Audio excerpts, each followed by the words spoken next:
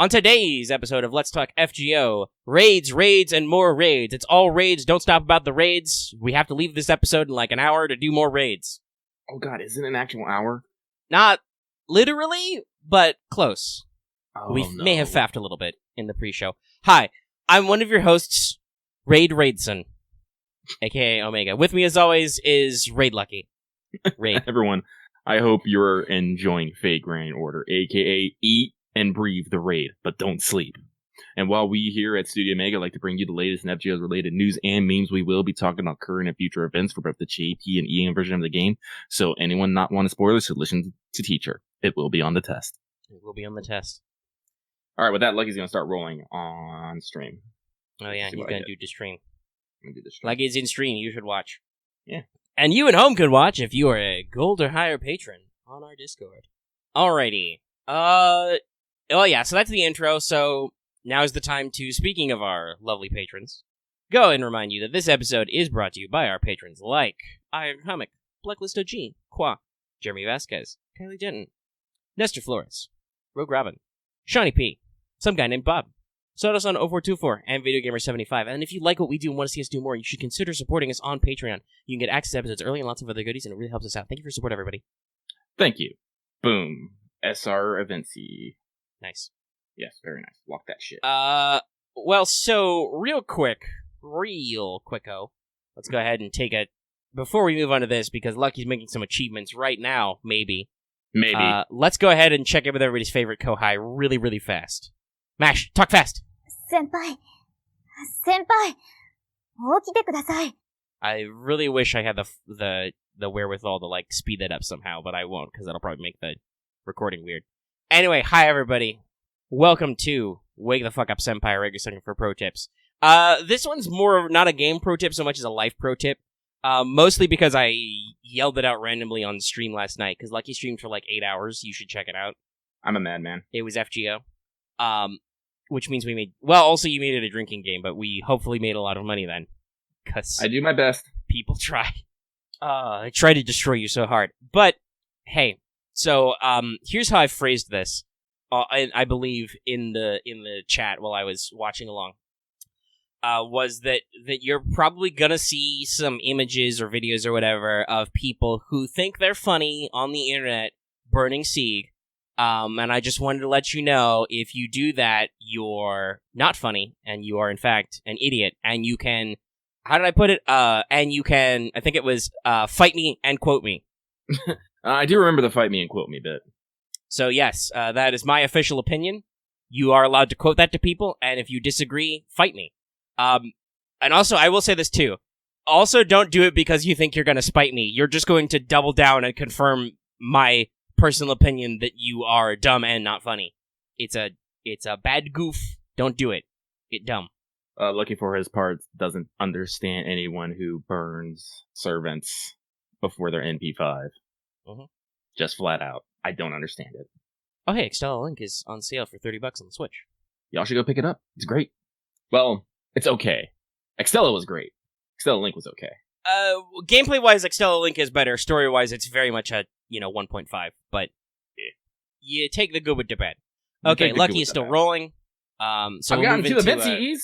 Yeah! Nice. We'll move into Records on the Throne, our regular achievement topic. So for me, I have protected the smiles of a VK Braun and Kentucky. That Kentucky was after the first round of raids ended. And also before that, I went ahead and put Mordred at 10-10-10. Fucking solid. I spent about half my QP doing that, but I still have like 60 million. So, have fun with that one, kids. Lucky's been having fun, as you all know in the stream yesterday. It took me like 8 hours, but I was able to protect Vlad's smile. And upon realizing a bunch of things, I needed to start leveling a bunch of skills. So I haven't got anyone to 10-10-10. Oh, this is a hella fucking men roll. What the fuck? Anyway. It happened. It happens. But, so, we'll talk about more about this when we actually talk about the Apocrypha collab. But, I'm trying to do some big dick swinging with an art comp, so I have been throwing things at, Waver and Caster Gill. And I got one of a Waver skill to 10, and I got 2 of Caster Gill's skills up to 10. And hopefully, by the end of this event, I'll have them all up to 10 because Lucky does not like uneven skill numbers. I just don't. It's my pet peeve. Lucky, do we have a drink queue for either of us references retweeting something? If not, we may need to. Also, Omega had to consider whether or not he could retweet something. I went ahead and did it. Well, hang on before you change your mind. Yeah, that's the good shit. I'll give that a like. All right, but yes, skills. I think we should just have a drink anytime we mention Twitter. That's very dangerous, but okay. Take a sip when we mention Twitter. That's good. A sip when you Twitter. Yeah. Anyway, I still got 2 more 10 rolls in this and to see if I get anything. All right, so we'll move into my Not All the World's Evil. And I put it here, because I spent 90 St. Quartz, and also now 5 tickets. I've gotten a full set of CEs and not much else. Not even any really spooks or anything. So, not even any extra NP levels on my VK Brawn or nothing. So, yeah, it's a little sad. It was at least a lot of quartz. And also, this is the official Omega red flag warning. If you were listening to this, don't tell Omega how nice his CEs are. He's got multiple copies of all of them. He is over it. They are not shiny new servants. I no longer care. I've got a full collection. Going from +2 to +3 isn't a big deal, guys. Lucky now has a full set of event CEs. Nice. Good job, him. That'll really help those drops, kind of. Yeah, I figure once we get later into farming, it'll be... Technically, on a positive side, I believe I have 5 of the 3-star, for sure. So I can MLB that later.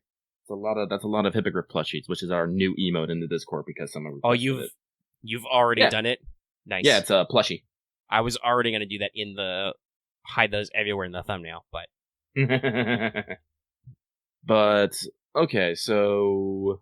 Like I said, I think I'm going to be matching Omega here pretty soon.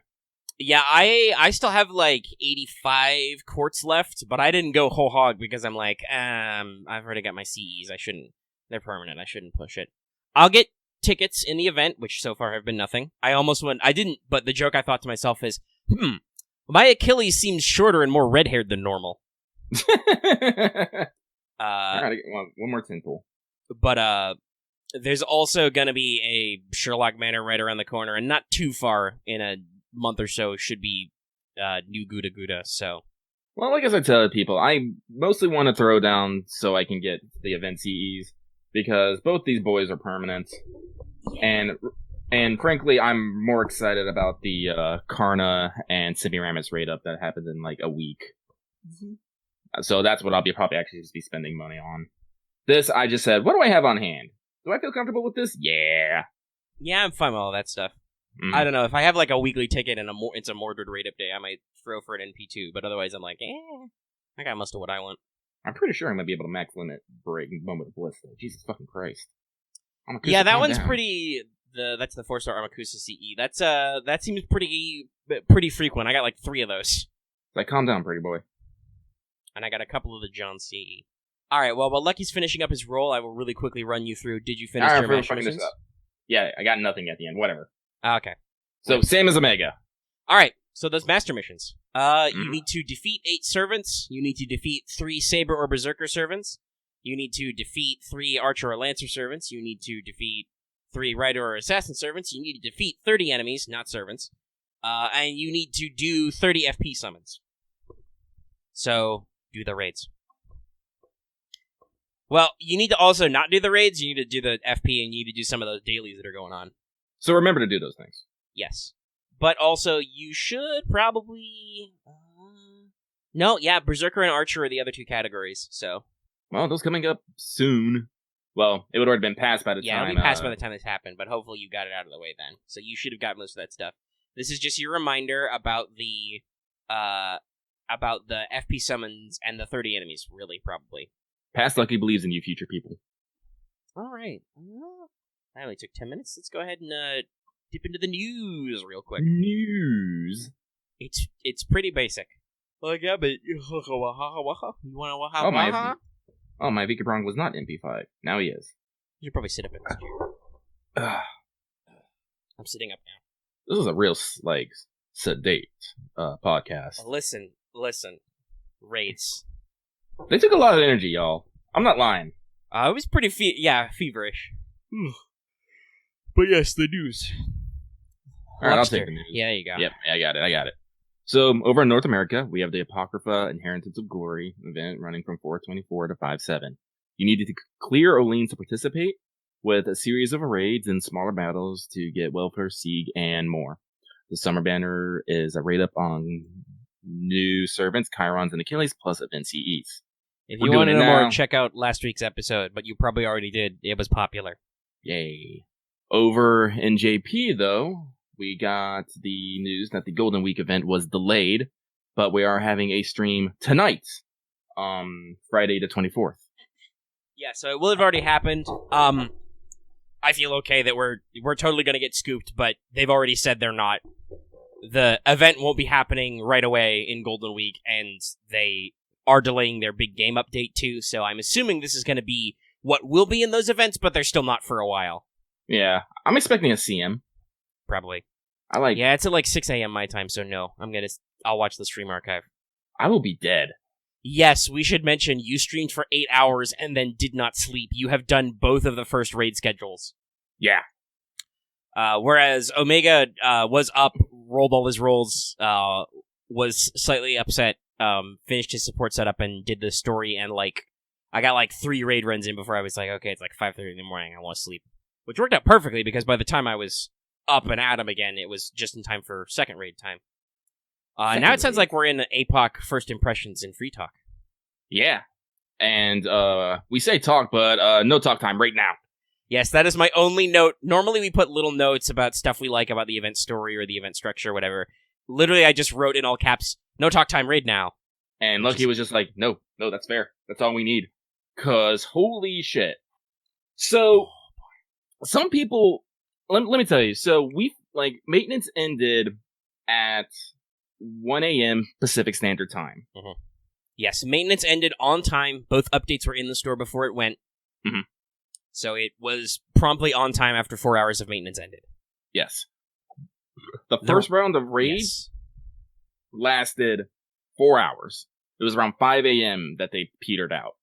And that is probably only because it was the middle of the fucking night. Yes, and people didn't understand when I said, no, wait till everyone wakes us up. And they were like, yeah, what? 1 a.m. to 5 a.m. is kind of, that is literally the graveyard shift, right? Most normal people are fucking asleep. Yeah, anywhere in the U.S., that's basically 1 a.m. to 3 a.m. leading up to 5 a.m. to 8 a.m. It's not many people are awake.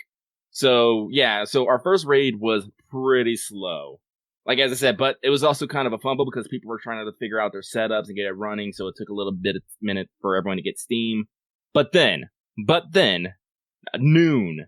It was fucking high noon. Fucking everyone in North America is awake, and most of them don't have to go to fucking work. Correct. So, guess what? They fucking smashed those raids. Oh, yeah. So I think 2.5 hours? it was estimated at 2 hours, and it was almost 2 hours. It was 2.5 hours total before everybody went down. Yeah.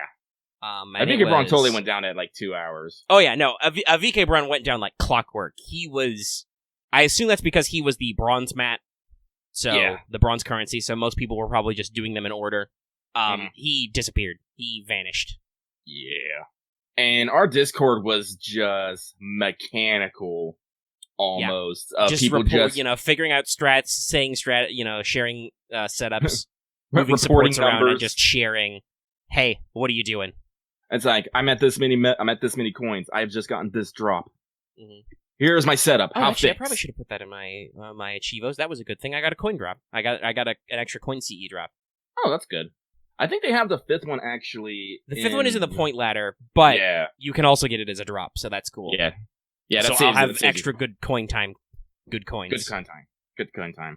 Which is good, because now I'm doing okay. I'm still pretty slow. I'm only at 25... 250k, sorry. I was about to say, sir. Of the points. But I did definitely I actually got some steam going, so... Yes, it takes you a little bit to get to that first damage CE, but luckily, because at first I was a little nervous that the damage CE was in the points ladder. I'm like, oh, this is not good, because as I was like getting set up and actually doing runs, it was like, fuck, a third of a VK Brawn is like gone. Like it was, like we said, it's fast.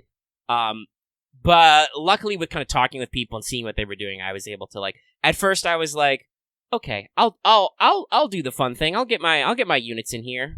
Kentucky's a little low level, but I'll figure something out. That took way too long. I was like, this is not happening fast enough. So then I was like, okay, what if I removed the brakes and just went a little bit apeshit? And to do this, well, I have a very lovely max level Mave, and I have a waiver, so I did double waiver Mave. Yeah, and with Black Grail, that got down to about 3 or 4 turns average until I got my first damage CE, which turned that into a 1 to 3 turns average, depending on whether or not Maeve could draw a fucking card. Thank you, waiver. Listen, I was fucked out of a lot of second turn clears, or even first turn clears, because of so many of Waiver's goddamn blue face. I'm like, Maeve, where are your cards? Where did they go? But yeah, hey guys, it's a raid event, and there's a plus 100% damage CE, so if you've done these before, those go by pretty quick. Especially because we've talked about this, the biggest HP they get is like just under 700k. This is not like Ibaraki's, what was her highest, like 6 million or whatever? Yeah, it was like 136 or something like that, or 135. Yeah, exactly. So this is no 6 mil. So this is fucking child's play. This is child's play. Like, fuck, I've got a damage CE. I could probably just rub Jolter Merlin on everything if I wanted to. I don't know if that'll actually be faster, though. I don't know. Should I try that with Atalante? I don't really have a good single target for that. Lucky solution to this has been rub Vlad on everything. Yes, you have a Vlad, which you fully leveled last time. I did not get enough clears in to fully level my Kentucky. Like I said, I only broke his setup. I only broke through his final ascension today with the story XPs. Mm-hmm. Just because I didn't really get a lot of good Berserker EXP drops, and man, you don't think that bonus EXP matters? It really does, though. When I took a VK Brawn from 0 to max level in basically a day off caster embers, but I did not. My Kentucky was already level 50. I got him to like 70. It's like, shit, dude, this is rough. Even literally feeding him all the EXPs. You know, I just realized that what you said is correct, and I've just been fucking dumb. What's up? Because Zero Rama just said Vlad waiver Tamamo, and I was like, wait a minute, I should have been doing that because I've been doing Vlad waiver caster Gil, and I was like, wait a minute. Well, no, because that works though. Taming a single target. Well, caster Gil, like I don't know why. This is probably my lack of sleep speaking, but I was like, fuck. Like, Caster Gil is also good for the arts. And then I'm looking at his skills. Fuck, they're level 1. And then Lucky Brain just said level skills. Do it. And so I don't know why, but I had kept Caster Gil in as I leveled his skills, and I'm marking, like, the damage increases as I level up his skills. And they're both his charisma and his arts buff are at level 10 now. I was like, wait a minute. My Tamamo's at 10. Her fucking arts boost is at fucking 50%. I think cast skills, well, I don't know how the multiplicative works, but I think it's only like a 20% attack boost and a 20% arts boost, if I remember correctly. Fuck. Now I gotta go look. Well, that should still be... I think that still makes it higher. Hold on, let me do some math. So that's 1.2 times 1.2, basically. No, that's 1.44. Yeah. Which is, and 50% would just be 1.5. Yep. So, yeah. So, well, I guess I'll just keep Caskill in the back. Why not, bro? Fuck. Heck, just if I assume you're doing plug suit, right? Yeah. Just. Well, the strat is Vlad up front with the damage CE. Right. Then you have waiver to get to 100. And then you swap them out for buffs, right? Yeah, you swap them out for Tamamo. So you have to. Is plug suit only 1v1? Is it multiples? Or is it 1v1 order change? I don't use plug suit a lot. It's just 1v1. Okay. It's just 1v1. Sadness. Well, I'm dumb. Yeah. That's okay. I don't even bother with your stupid plug suits. Anniversary blonde all the way, bitches. It's level 7. It gives me stars and a lot of buster. Well, I said my raid. Actually, Well, even with my honky ass fucking jank setup, I was still getting. Oh yeah, one no, turn. you were still obviously getting clears. Vlad's a great choice for this because he has inherently 50% damage bonus because of the event. It just means that with Tamamo, I have to push literally one less button, and that matters. Yes, must optimize the button press because with Caster Gill, I'd have to push 2 buttons. Tamamo, I just have to push 1. Yeah. Haha. But then you have like I don't. But then you have to tap Vlad though, because you have to pick a target.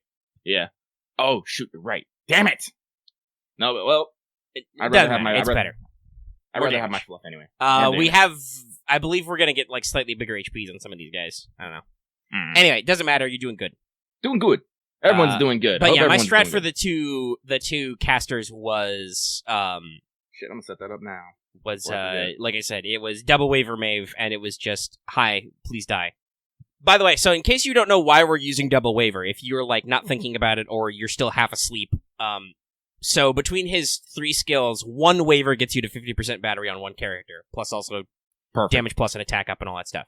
So if you have 2, which is only possible if you own your own Waver, I know.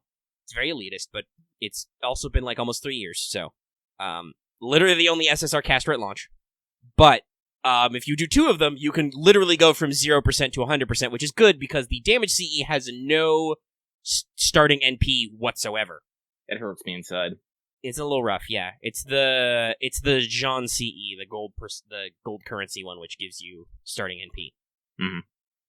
But this means that you can go from 0 to 100, and there's the beautiful thing about these raids is there's no trash mob wave. There's no need to clear that first wave with a rash or whatever. It's just go do it. You immediately start the raid. You have 1 enemy, 1 wave. Do it. Which means it's possible to 1 turn clear if you can get your damage bullshit enough. Which I was doing, by the way. I'm not that bullshit, but I was still. If I got an NPBB turn on Maeve, that was a 1 turn clear on a VK Bronner Shakes. Because the other thing is that that's the beautiful thing about Anniversary Blonde is it has an instinct as a master skill.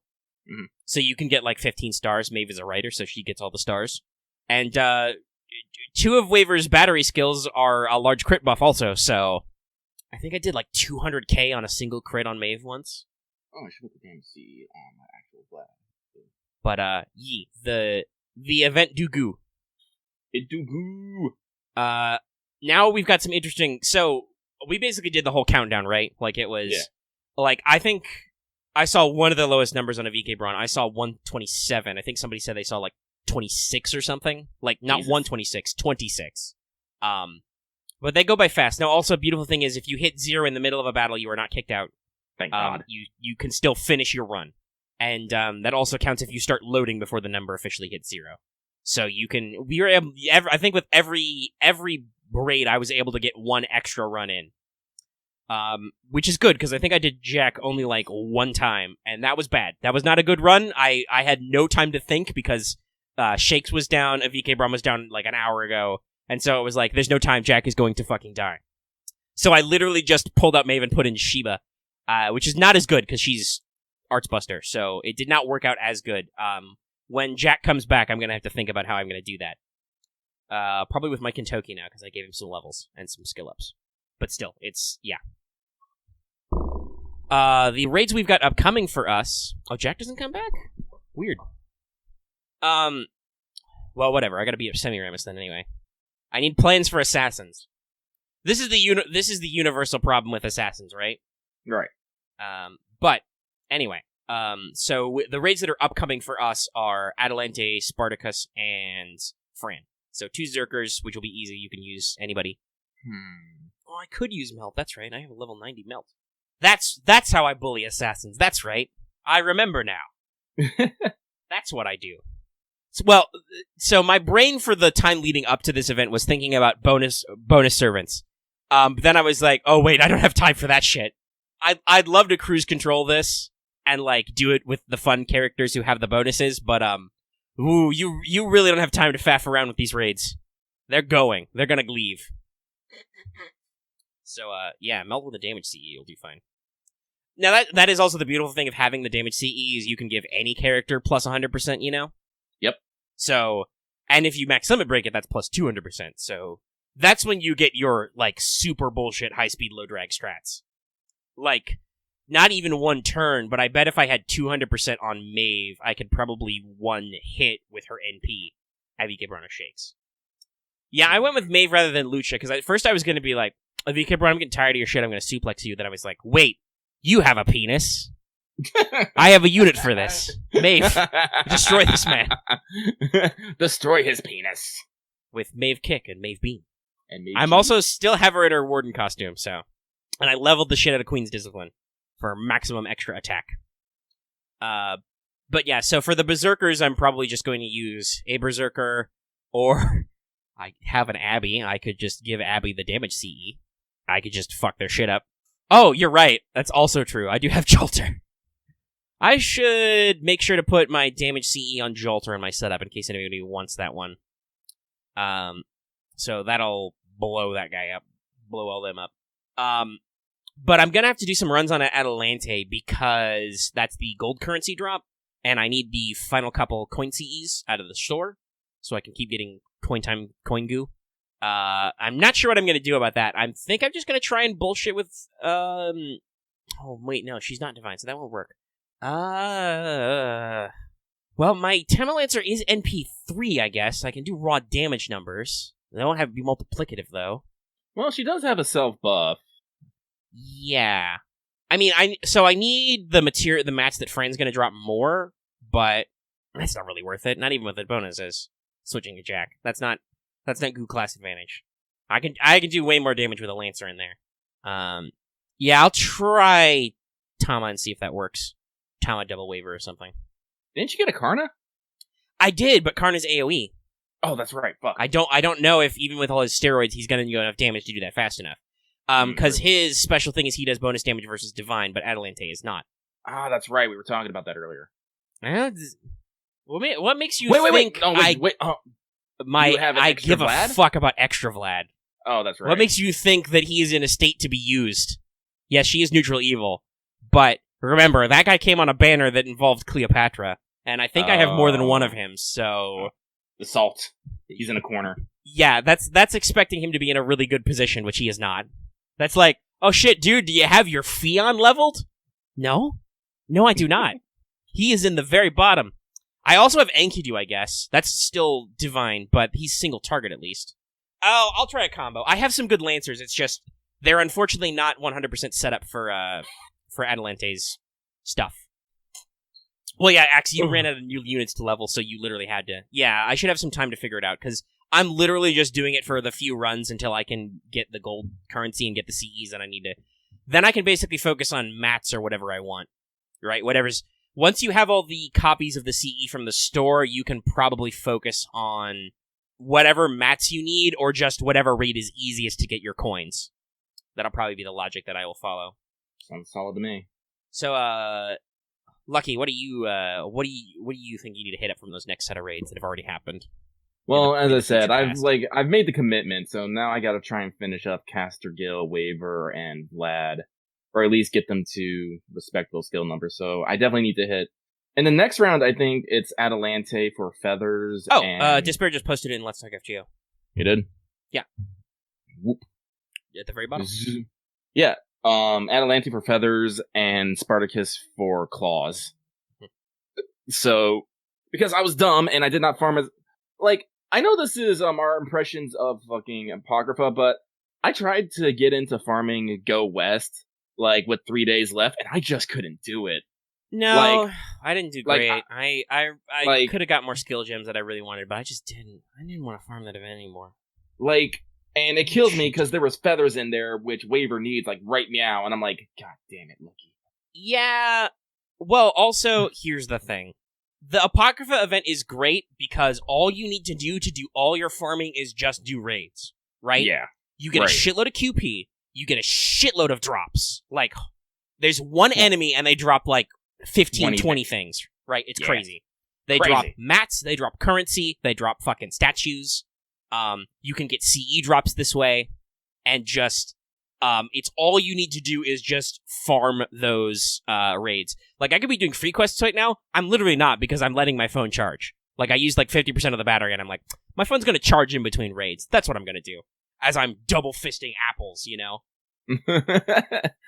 Lucky is slowly trying to clean up some things. But, like I mean, with I have, Go like, West, it once was again, the I'm going to fucking... blow everybody's mind. I'm sorry to interrupt you, Lucky, but we're talking about Go for it. apples, so I'm really quickly going to get this out. I'm going to blow everybody in the audience's mind. I still have over 450 golden apples. I have a lot. People were surprised when I said I had like 250. Yeah, well, I have like 450. I'm gonna eat a lot of them in these raids. Nom nom nom nom apples. Just Gouda riding a dragon, double eating apples. Rom, rom, rom. Let's go! But yes, you were saying about Go West. Go West. Like, the thing that slayed me is, like, you mentioned this last week, how the best farming node you have to grind for. I'm just like, I don't want to do this life. I don't think I ever actually did that node either. It was just so bullshit to get the fucking slips, and I'm like, I don't. Because you wanna. like, well, here's the thing that slayed me. Like the best node for farming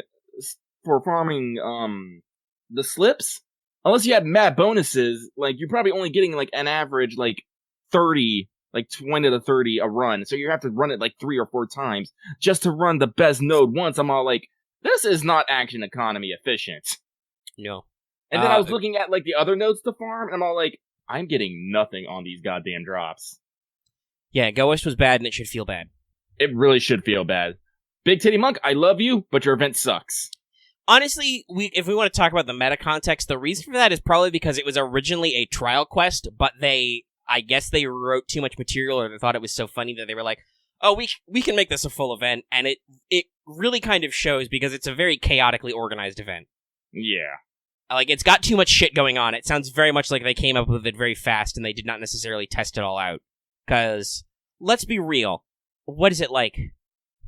7 goddamn currencies? Because you've got the normal bronze, silver, gold. Then you've got fucking lotuses. So that's 4. So it's 6. Because then you've got slips and you've got fucking Dragon Balls. And it's gross and it's bad.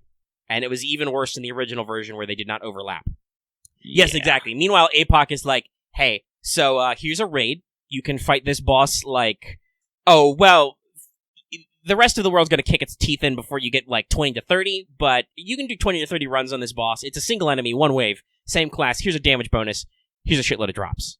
Now everybody understands. Boom. Do you need mats? Boom. Statues? Boom. This is the same kind of energy we had during Solomon raids. Like, if you missed that point in time, like if you weren't there playing the game or weren't paying close attention, this is exactly what it was like. Fighting those fucking pillars. Oh, he's almost dead. Look at all these sweet drops I got. Like, this is the big raid energy. It's been a while since we had this juice, and it's great fun. I've seen people in the community in our Discord posting for like the first time. Mm-hmm. And just it's real fun. It's a good time. It's a good time. That reminds me. I might come up. That might make a good shirt. Just a bunch of demon pigglers and just in big blocky netters, big raid energy. Well, the ad definitely brought people's attention to it, but yes, it's a sense of community. Also, X has raised a great point. The Apocrypha OST is great. It's very fluty right now. Yes. Night of Rebellion has a lot of, or at least the version they put in the phone has a lot of flute. Yeah. That's Mordred's thing. They also have the actual, Great Holy Grail War music for the raids and stuff, which is really great. Though for us, we need to be careful because apparently that's a copyright thing, so... Really? Yeah, we got slammed with the thing on your stream for whatever it was. It was the trial quest CE thing. Yeah, Sting. It's okay. I already protested. Hopefully it'll go through. Usually, so we'll talk about this probably more on What's Up. But Japanese video game companies are bad with story stuff and like streaming fair use and blah blah blah. But they're usually good about music. So. Hopefully we will get the thing released because, like I said in the fair use claim, it's literally fair use. It's like this is a live video gameplay with commentary with chat. Like this can't be any more in the zone of fair use. We are not here just to steal your music. Your music is just part of a thing we are doing with people. Mm-hmm. Okay, more punching. But yes. Do we want to briefly mention at least the little bit of main story we've done? Yeah, I do, because, like, hang on, can I do I just have this screenshot on? I don't. Let me just pull it up here on the stream because I can fucking do that. Where's my gallery? Gallery, where are you? Wait, hang on. Come on, turn, damn you! Why won't you turn? Well, it just wants to be a fucking bitch. Won't be that way. Oh wait, here we go. There we go. Boom. Just starting off with this. Oh, I'm dreaming, but me being the man I am is like, oh, we're doing this again, huh? And now I am just imagining the fucking Master Chaldea is just as nonplussed as fucking Joker is in his entire life. Just, Oh, hey, we're doing this again. Yeah, cool. I'm falling. The only thing that got us excited was there was a fucking dragon. And we can ride it. Also, yeah, so basically you get summoned in a dream. You talk to this dragon who's he's trying real hard to be cool guy. He's trying so hard to be the noble old language dragon, and he just can't. And then, like, halfway through, he's just, fuck it. Listen, brosif, here's the deets. And I'm like, I'm hip to this. Talk to me, dragon. And he's like, I've got a greater grail, and there's some fucking bullshit. Somebody's trying to do some bad juju, and there's some stuff. I need your help. And you're like, I'm in. He's like, what, you in? And then he roars. And when I first saw this, I thought the action was ride on the ground. And I was like, but I'm expecting, I was like, I kind of wish it was ride, because I just wanted that image of fucking just to roll around. On the ground, just, my ears. No, but by the way, they do the... They actually do a really great sound effect for it, honestly. They did a really good fade in. One of the options really should have been mop. Mop. Because Fafnir Sieg doesn't understand his own volume. He hasn't actually talked to anybody since he's been a giant dragon. Aw, man. I gotta double check. I know John has a line for Sieg, but does John Alter have one? Does she? So, there's gonna be a funny moment later in Oniland where I think it's Sieg and a John get a teacup ride, but it's Jalter, and she's like, fuck. But let me see. Because remember, technically, John Alter keeps Fafnir around somehow. But regular John is attached to, homunculus Sieg. So I always found it super entertaining that both Jalters have a connection to this character. Well, that's probably why they wrote it that way. Ah. And in fact, was Orleans by the Apoc writer? I don't remember. I can't remember. I know the public. Let's see here. Alter, Santa Alter, Gilderay Caster. There's a dialogue I'm never gonna see. J Money, Kiyohi. That's weird. Because they're fellow dragons, maybe. I guess. Okeanos, Rider, and Angra. Interesting. Yes, that's where she calls Angra her Avenger Senpai. Mm-hmm. Let's see here. And I guess it's probably just because of the thing, and also because Kia was in that event. But like her dialogue with Kiyohime is almost kind of mean. It's just because like all the good guys won't say anything to you, but you're sick. And then it's like if you can't tolerate a lie, you should go become a nun or something. Oh, it was written by the same person, Yuichiro Higashida. Interesting. Makes sense. Yeah.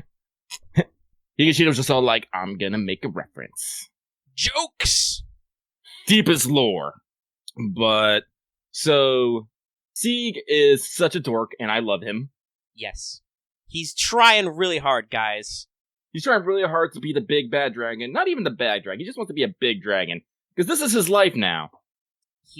Well, also, that's the beautiful, like I said, this is the beautiful thing about having it actually canonically set after Apoc. This is Dragon Sieg at the end, he's got the Greater Grail, and he's like, yo dog, here's the deets. And he's really humble about the whole thing. He's like, the Grail's not really mine, even though Chiron phrases it later like Sieg won the war, which you could argue he did, I guess, but also it's kind of inconclusive. Oh, I mean, he did technically borrow the power, take the power of a couple servants and defeat, like, the other servant who was trying to take control of it. Well, yeah, technically his servant is the last one standing. Yeah. Because Astolfo's still just fucking around in the real world. Probably banging that chick who used to be Jean's body. Oh, that's a Dojin. Living his best life, yeah. Well, Sieg does mention the demonic beasts, the phantasmals that are just chilling on the side, and he's like, listen, if the Grail, like, exploded or something, it'd be really rude to them. I don't even live here. Like, this is their land. But that's basically his entire character is like, no, I didn't win this. I got really lucky. I got helped along the way. So I'm just looking out for the Grail, because it can't go back to the real world. So he's just Grail sitting, guys, okay? He's just Grail sitting. Honestly, So the more I think about it... It will be awkward if it blew up and it disturbed his new neighbors. So he's just so wholesome. He's just like, dude, it's just like, be a huge problem. Could you do me a silent? Could you help me out? You're like, well, it sounds like the world's in danger, so yes. And then Sieg's like, all right, get on my back. And Master just immediately goes, I can be a dragon rider? Mm-hmm. Dragon rider? All right. But then you get blown up a little bit. Yep. Because Sieg didn't realize they could use noble phantasms. Because that is kind of the thing. So all the Great Holy Grail War servants have been summoned, kind of, but this is more like their data stored in the Greater Grail. Mm-hmm. So they are facsimiles. Only Chiron and Achilles are actually normal type boys, and that's because Sieg basically deprogrammed them, reprogrammed them. He used his authority as the custodian to like make them kind of real servants.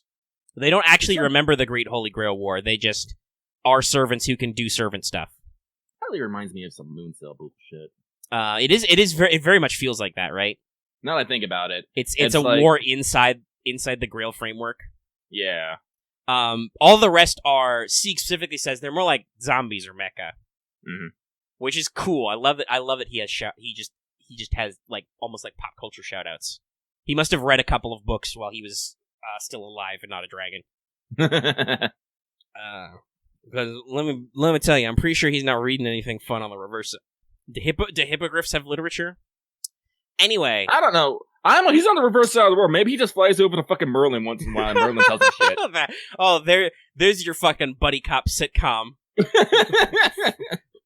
Merlin and Sieg. He's like, hey, dude, can I leave this Greater Grail at your tower, bro? It's like, whatever, man. Come on in. I got rid of my last pet, so I have space. Well, I mean, fucking Merlin's always watching, like, the world, so I imagine that Merlin would just regale Sieg about what's going on in the world. Just turn on the TV. Yeah. But yeah, so everybody else is not really real, which leads us to the great way the raids are set up. So Chiron, Teacher Chiron, the scary teacher, the real competition between, like, who's the scariest, Skahak or Chiron.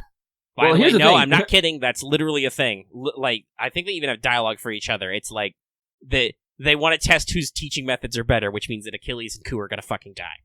Oh man, can we just put fucking Achilles with the Kus? Sure, as he could be an honorary Ku boy. Yeah. Don't they both have small ponytails, or does Achilles just have the straight spikes? Actually, no, I gotta double check here. I don't see it in the art, but he could. He probably at some point did. Yeah, that was totally he did the dodge training. Dodge! And Tiny Achilles is just like Gohan, he's like, Mr. Chiron, I'm not sure about this. Chiron's just like, dodge! Shoots a million arrows. Well, see, here's the thing about, like, Chiron. Skahak ain't gonna fucking smile as she tries to murder you. Chiron is gonna be like, this is for your own good. Which I think is a little scary in its own right. Yeah, Skahak wouldn't tell you this would be on the test. She would just be like, training begins now! You weren't ready. As Ku just lies there full of gay bugs. You weren't prepared. But yeah, which then this leads to the raid setup, which is, so Chiron calculates that us plus the terminal Sieg, aka the welfare unit, because the dragon gets hurt by a Balmung and has to rest, just chilling in the flower garden. But a very lovely garden. Shit, so we get to fight 3 servants, and then Achilles and Chiron are going to hold back the other 9, which is great. I love how Achilles is like, are you sure about this? This is a little bullshit. And he's like, you'll be fine. You'll be fine. They're really obvious. Just dodge them all. You're fast. You'll be fine. And I like that's how immediately Achilles just goes back into the dodge everything flashback. It's like, and because Chiron says something, once you can alter the trajectories of 10 of these 100 arrows, we're making good progress. Oh my god. I love the characterization. No, it's great. What is Achilles? Achilles has a little bit of a verbal tick. What's he say all the time? Oh, that's right. Did. What? He's like, what? He's like, what? Well, I think that's because Chiron keeps flabbergasting. Well, Chiron him. just then he's just like, what? What are you talking about? Come on, we're gonna go make a barrier. I can't make a barrier. Exactly. This is excellent time to learn. He's like, yeah. I'm a rider right now, and whatever. You got like 50 noble phantasms. You'll be fine. You'll be fine. So great characterization. Apparently, these are the only guys. So I'm hoping we get more of them in story. Yeah, we'll see. Hey, Chiron is a nice centaur. He's not an asshole. Yeah, actually, I was asking, does anyone know if Chiron or if there is a line between Chiron and Canis? I'm assuming not yet. Let me check. Oh my god, there's a 30-minute warning. That's okay. We only have servant and welfare and teach me. Yeah. All right. Where was I? If we rush this a little bit, I hope you all understand. Yeah, it's okay. But that's all the story we have right now. So we can move on. Let me pull up Canis's lines really quick and look to see what she's got for who. I think she still had some unidentified. Did Medea Lily, Medea, Herc, Romulus, Altera. Interesting. Da Vinci, Mordred. Well, yeah, because Da Vinci turned into a lady. Oh, that makes sense. Herpader. Mandricardo, Kentucky. Maybe because she's also gold. Well, yeah, her line literally is he can't join the delinquent group. And then she has one for Martha, which is Canis calls Martha a pain in the ass and wants to run away, which somebody did an art of. Was that Redrop? Oh, hang on, let me or go. Was it Hirame? Somebody did an art of tiny Mordred and tiny Canis looking at fucking delinquent boss Martha, and then it flashes to them as high school delinquents, and Martha's like, she's wearing like an apron, so I assume she's like childcare or just a worker or something, and they're just fucking running. No, Redrop did the art of everyone at fucking ramen. Yeah, Redrop's done some. Well, Redrop just constantly does new stuff, but yeah, there's a lot of fun jokes. But no, yes, Canis is literally a delinquent. That's the latest Redrop, by the way. It is nice. Real. She does also have a line for Musashi, but yes, no, she does not have any specific lines for Chiron. That is a missed opportunity, I believe. Probably, but a lot of her lines are either more like her character based or some of her story stuff, or they're talking to a couple of the different Argonautai. Because I think she has one separate for Medea and for Medea Lily, because it's like, because Medea Lily is like, oh hey Medea, and the second one is like, hey, you look different. What's up with you? Because regular Medea is like ultra goth Medea. Power of Argonauts. All right, let's talk about a new unit. Speaking of Chiron, this is actually pretty short. He's a very straightforward guy. So let me close that up. So this is so you didn't get that 5-star. If you want to know more about the 5-star, watch my video on Achilles. I demand it. It brings you good luck. Can confirm. We did have actually a couple people watch it and get Achilles. So you should watch it. Because it's not doing as hot as Ivan right now. That was also a little bit more appropriately timed, though. I shot one of the Achilles way in advance and revealed it a couple of days ago. So we'll see if it spikes a little bit. But yes, go watch it. It's a proven catalyst. 100% proven. Works every time. Some of the time. But Chiron is a new permanent SR archer. He has lower attack levels and higher HP. So he's a little tanky. It also makes sense. He literally turns back into part horseman in the 3rd Ascension. Which was always alluded to. It's just never shown in Apocrypha. He hides his horse bits so he can not make it as fucking obvious who he is. Mm-hmm. Because if you're like, who's the one centaur who's not a dickbag and would be a hero? Oh, fuck, it's Chiron. Actually, I can't think of any others really non-dick centaurs besides Chiron. There's not really. They were... Like, the only other one I can think of off the top of my head that's tried to fucking bang Hercules' wife and ended up killing him through weird revenge. Most of them do that. Yeah. Canis fought centaurs because they tried to crash a wedding. Basically, centaurs were the fill-in for some sort of horse-based asshole barbarian people the Greeks didn't like. I wonder if it was for like the horseman tribes up to the north. Probably, it was probably. I think people assume it was the Scythians, which would be the proto Russians. Yeah. Who I believe were commonly on horseback. Yeah. Because it's a little too early for them to have residual memories of the Huns or the Mongols. Yeah. That was way later. Well, but... happened to come from the same regions, funnily enough. I wonder if anybody in Greece, when, like, like, as some Mongols or some Huns rolled up, were like, oh fuck, the centaurs are back. My grandpa's stories were right.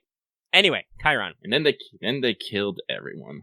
He is QQAAB, pretty normal for an archer. Median hit counts all around. He's like 3 quick, 3 arts, 4 buster. Pretty interesting. So his stats are also pretty typical for that range. So his NP is a single target arts, which removes the enemy's defense buffs first. This is the big one. This includes defense plus, damage cut, evade, etc. I believe it also includes shit like debuff resist and whatnot. Okay. And even instant death resist. So that's really handy, first of all, because that's really annoying. And then it also decreases the enemy's crit rate. First skill is the popular Mind's Eye, so he gets an evade, and it's the true version, so it gives him a defense up, so he's quite tanky. His second skill is Immortal Dedication EX. This drops crit stars, gives the party a 30 to 50% crit buff for 3 turns, but it does hurt Chiron by 500 HP. I believe this is referencing how he used to be an immortal deity, but gave it up because, man, Hydra Blood sucks. Whoopsie! Good job, But Herc. yeah, so that's a pretty good team crit buff with a fairly solid star infusion. And his final skill, which is going to be, you're going to think to yourself, ooh, this seems familiar, sort of ability. His final skill is Wisdom of the Divine Gift. It's a targetable 20 to 30% on all card types for 3 turns. So this is his Teach Man skill. So whoever gets it gets a 20 to 30% on all card types for 3 turns. So it's a universal buff. This means that basically he's a support archer. He can evade, he can soak up some decent damage, he can give the party crits, and he can give whoever he needs, including himself, if you're like, well, there's no better damage dealer right now. He can give himself the buff. His passes are Magic Resistance C. Oh, yeah. And Thank you, Perseus. Yes, those are the images I was referencing. Look at those tiny smalls in that corner. I like that Tarask is the bike. Oh, and there is also a very tiny Fwan in the background. Because of course there is. I hope we get some more fun Fran Mordred interactions. They fist bump in the CM, so where was I? Oh yeah, Chiron's passive. So he's got Magic Resistance C, he's got Independent Action A, so his own crits are pretty good, and he also has Divinity C. So he can do a little more extra damage. A straightforward and supportive archer, he can soak up some hits, he removes enemies' buffs, he helps out allies. He is a good addition to any kit. And also he's arts focused, so well, his kit is arts focused, arts crit focused. But he can support anybody because he's crits and all color types. So you could, for instance, put him with Atalante. That would mean that her, because she has her big star weight skill, so she could do an extra big vacuum and do a very big crit at the end, and also get her steroided. So it's pretty solid. So I'm gonna start a new segment. Oh. We're gonna call it Welfare Corner. Oh. Because the short version is that because of the general clusterfuck of Lucky's tech, we never really got around to doing a singular, big, blocky welfare video. I apologize. I don't know. Go ahead. I'm saying I apologize. Yeah. And I don't know if we might do standalone welfare videos. I don't know yet. Let us know your thoughts. Because I could probably do a wanted type, and honestly, right now in the quarantine zone, it's pretty easy to be like, "Hey, Lucky, you got 5 seconds? We could shoot a video." I can do that. So let us know kind of what you want to do with that if you want to like break out Welfare Corner in its own thing. But for now, I have built it as a segment into the show.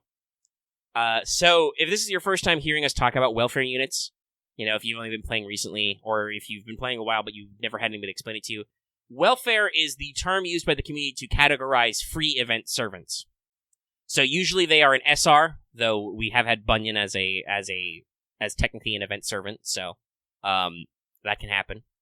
And normally you get their Ascension mats and extra copies in an event. So this means that they are a cheap NP5 unit at max Ascension.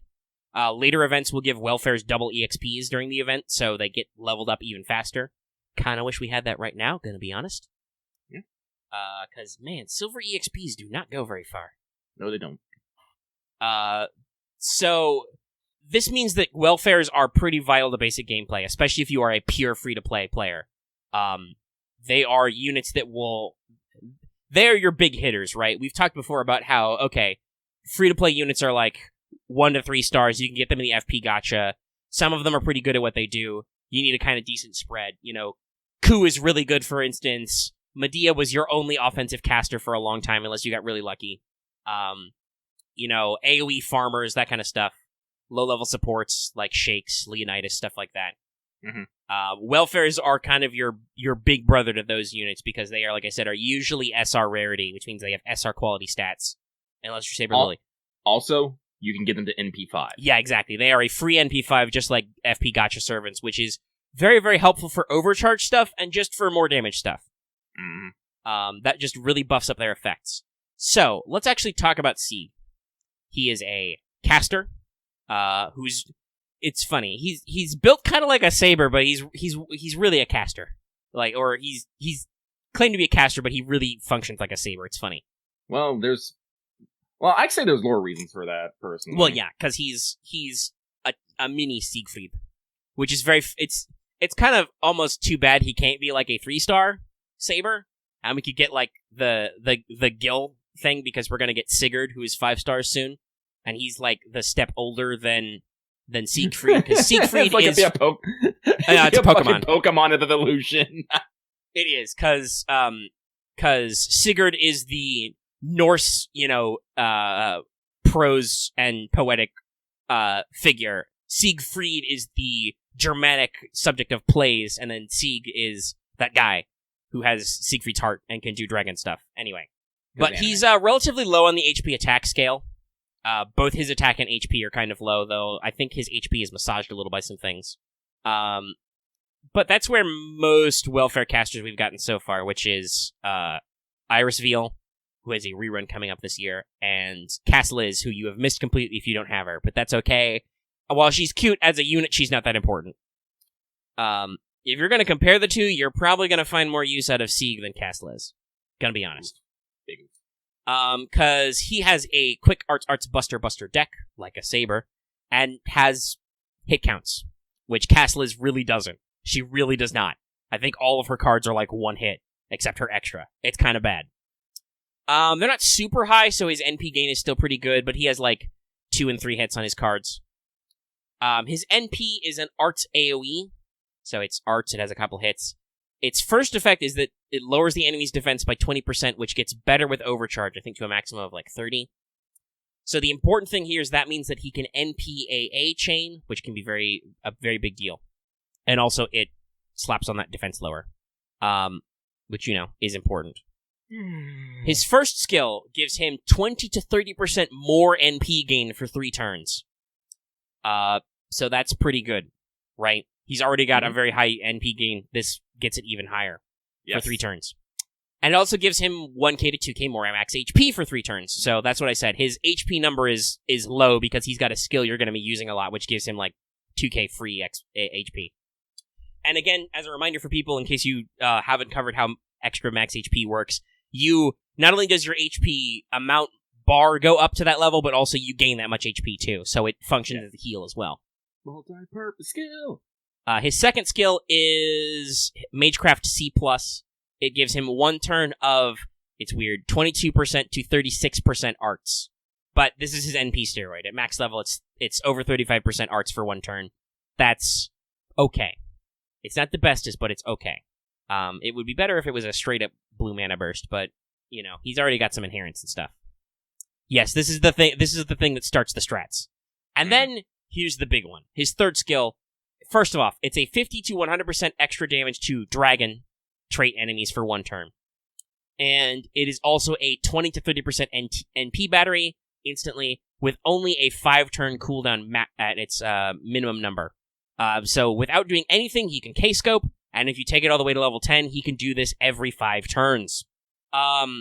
So to talk about the special damage, some people are like, why does this caster have dragon damage? Most dragons are riders, it's true, but a lot of them also are not. Like, you never know when you'll get a Lancer dragon. It's happened in the past, okay? Man, I just pair him with fucking George and... There's also that, true. Just slap a George on there and you're like, thou art a dragon. It's the same strat that works for Big Boy Siegfried. You can just be like, yo Siegfried, this motherfucker's a dragon. Got him. Just hype man George in the back being like, whoa, that guy's a dragon. But also, at its max level, it's 100% special damage, so that's basically class advantage. If they're neutral, that's free class advantage. And I'll mention this a little bit later, but I'll talk about it now. There are some Berserker and Assassin enemies who are dragons. Both Onis count as dragons, I think, maybe? Yes. I know Shuten does. Shuten does 100%, so that's a great one. If you have to fight a boss Shuten, you can dragon her pretty hard. There's also a very famous assassin dragon, like full-blown dragon in Prisma, which is going to get a rerun early next year. So I'm warning you now, dog. You're gonna think it's dumb, but then you're gonna be like, "Holy shit, there's a dragon! I gotta farm." Okay, so let me list the servants with dragon traits. So, Artoria, just all Artorias. Well, no, is it all Artorias list? Yes, it looks like all Artorias. All Mordreds, Kyuhimes, Liz's, let's see, Shuten Doji, Siegfried, and Arthur, because technically, that's someone different, I guess. So you can fuck up a lot of Artorias. Yes. Let me tell you that right now. So, that's MHX, MHXA, both of those. It works in a variety of areas, and like I said, 100% is pretty gnarly. Yeah. But that's the cherry on top. That's like the other special thing he does. His passives are Independent Action EX, which means he crits pretty hard for being a caster. And he has a special passive Homunculus C+. This gives him a little bit of Arts Plus and a little bit of debuff resist. Again, referencing the fact that despite being classed as a caster, Sieg is not very caster-like. He's got a fucking Archer passive, and then he has a custom ability. Overall, so Sieg is a fairly unique niche as a caster welfare with, so giving him the NP5. This means that he's got an Arts Focus, which is a very popular archetype, Art Stall. He's even got a heal in there with his max HP thing, and NP gain. And then the big thing is that if you significantly level up his NP gain skill and his Arts buff skill, he can NP loop. If you do NP AA chains, he can get 100% NP refund.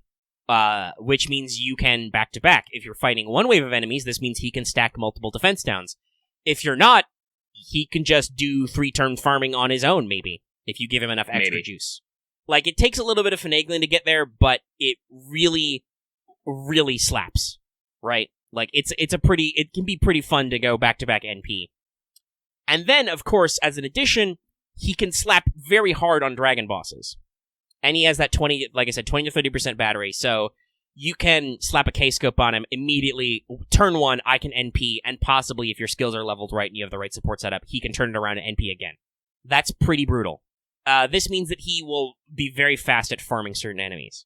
But again, outside of the wave clearing, don't expect crazy high damage numbers out of him.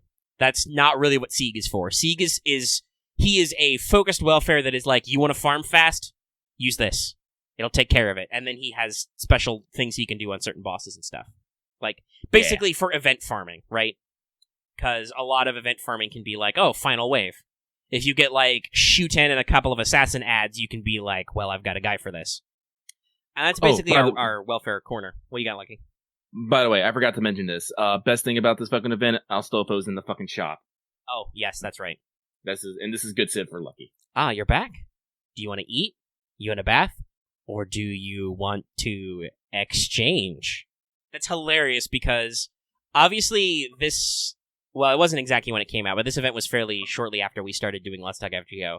I don't think we were playing Girls Frontline yet, but Girls Frontline has the exact same joke in its shop. Yes. Where Link is like, do you want a bath? You want a meal? Or do you want to shop? By the way, the joke is that your Japanese housewife should ask if you want her at the end, but then they turn it into a funny. Though also, I gotta be honest, I don't know why that's a stereotype, because I'm pretty sure that that Japanese salarymen do not have the energy to bang their wives when they come home from work. Just gonna be real. This is why it's in fiction. Fair. Is a joke. Is a joke. Okay. So, that was Welfare Corner. Let us know what you think. Is there any other stuff we need to talk about with the Sieg or whatever? No, as just my final thoughts is like, again, a lot of people, like, we mentioned this earlier, but if you just burn Sieg for whatever reason, I judge you openly and loudly. Yep, we're pretty judgy right here. Yeah, we're pretty judgy right here. Because, as I like to tell people, there's not necessarily bad servants, there's just different ways to use said servants. You merely have another tool at your disposal. Not that I consider servants tools, I'm just using this as a turn of phrase. Mechanically, they fill purposes. And yes. Sieg has a purpose in that he is a arts-based caster who also, here's another big deal, He's also a caster who has 2 goddamn buster cards. You know how hard that is to get? I think there's like 4 of those, maybe. It's rough. So, like, just that fact can be actually quite useful if you're just like, fuck, I just want to do some damage. Give me a buster card. Even Sanzo, who's considered the big buster caster, only has 1 buster card. It's just that her NP is buster. So right. I can actually look this up, too, to drag out the show more, because we're about to do raid time. Oh, shit. It's fine for you. You can just start up the show. I'm going to be a little slow, but that's okay. I live with my choices. This event there'll also be bigger bars, so it won't be quite as fast. What was I looking at? Oh yeah, I was looking at casters. Because the FGO wiki is very slow to update, but does have a handy feature where it lists them. Okay, so there's, it's like 5. So there's Sieg, obviously. There's Caster of Midrash, aka Queen of Sheba, who also has an Arts NP.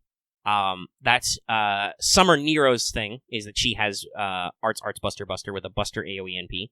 Oh, and then your others are Geronimo and Charles Babbage, who are not generally thought of as necessarily well put together units. Geronimo, you're a cool bro, but God, your skills. His kit is fucked, is the problem.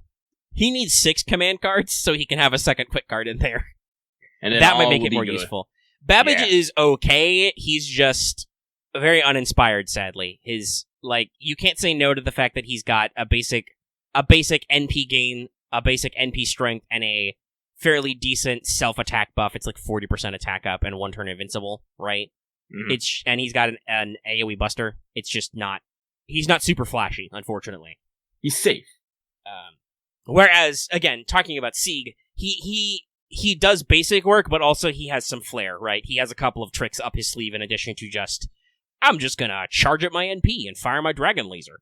Dragon Laser. So, yeah. Alright. The show has been going on for, we've officially talked too long anyway, because we're at an hour 15. Where do we do this? Where did this happen? I blame Astolfo. Where do we fuck this up? But because this is the last Friday in the month, I did do Teach Me Omega-Sensei, so we're gonna do that really quick. It's okay, it's only like a page total, and also that was kind of me fluffing it out because I thought it might be short, so we can probably blitz through this pretty quick. Today's subject, as voted by people, is what is a Lostbelt?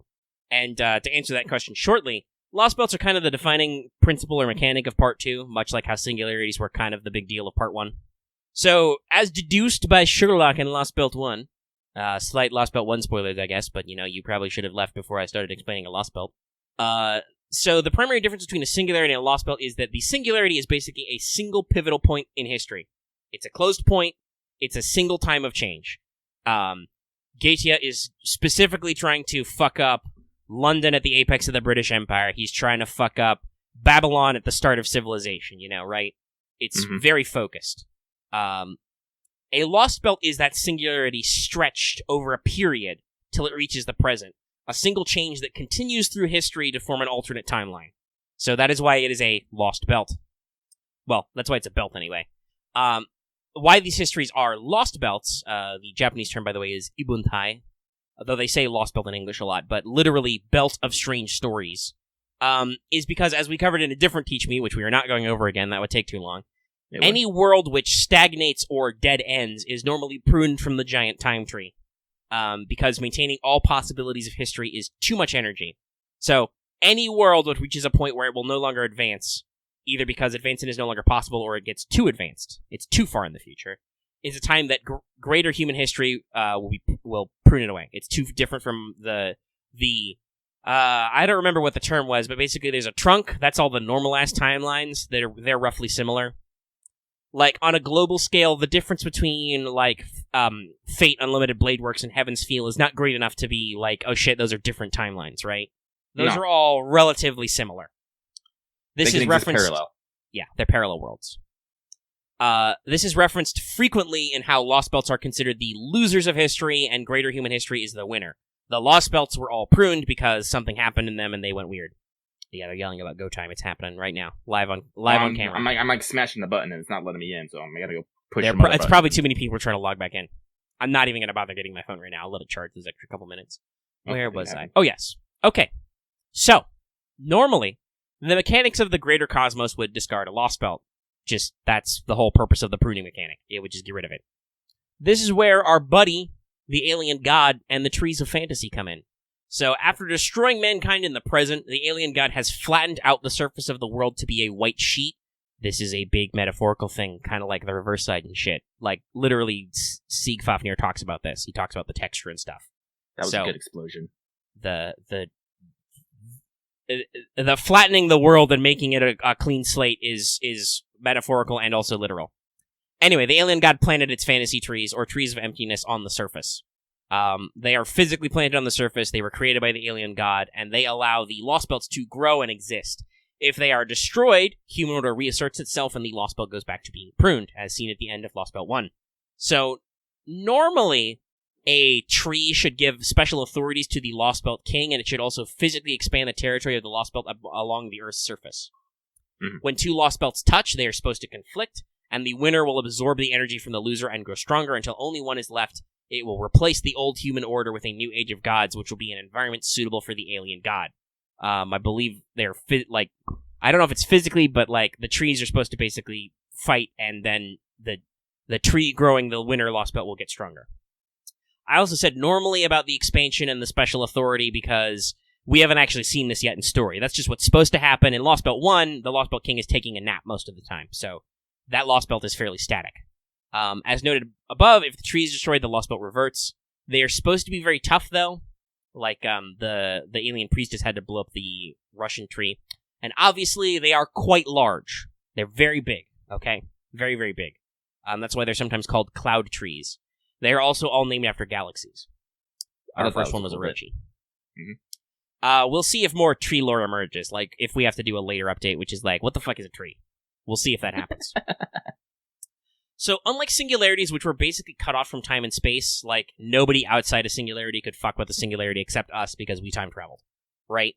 Yep. So, those are located at a particular point of time. Lostbelts are instead located physically on the surface of the present-day Earth, right? Mm-hmm. They are actually on the surface of the Earth right now. And unlike singularities, and barring certain circumstances, like Russia had that big blizzard around it, probably because Ivan wasn't actually growing it, as far as we can see so far, because Lostbelt 2 hasn't actually started, we can physically move between Lostbelts via the shadow border. We can literally drive between them without any need to zero sail. This is quite different than how singularities worked. We literally zero sailed out of fucking desperation.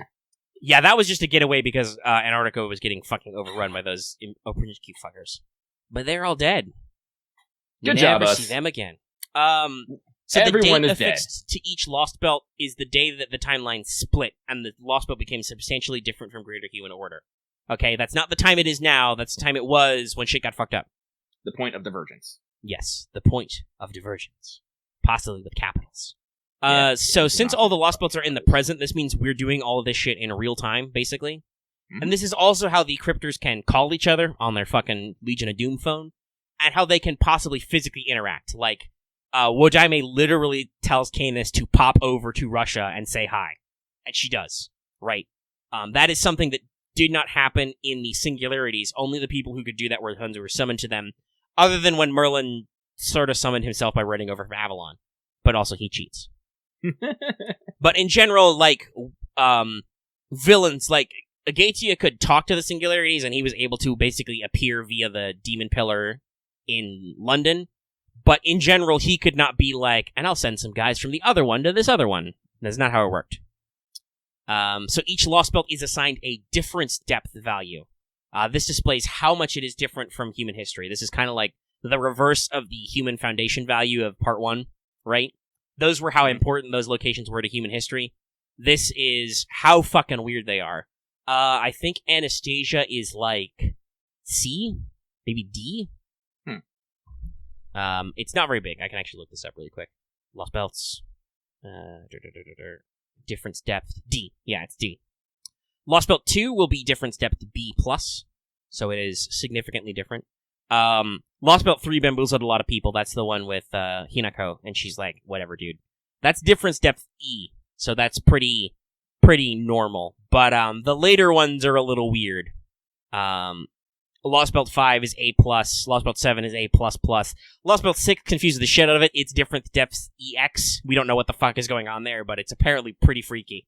Just as a cool, sweet tidbit, in the prologue, Konoskaya says that Human Order is easy mode and the Lostbelts are hard, but also she may have just meant Russia. Not all Lostbelts are ultra-harsh environments. Like, Russia was literally only the strong survive. I don't know if all of them are like that. However, major entities like servants and Lostbelt kings who are from the Lostbelts do seem stronger than their Human Order counterparts. Like, Lostbelt Anastasia was pretty beefy. Ivan was kind of a big deal. Expect to see this more with Lostbelt king characters. And even some of the native Lostbelt servants.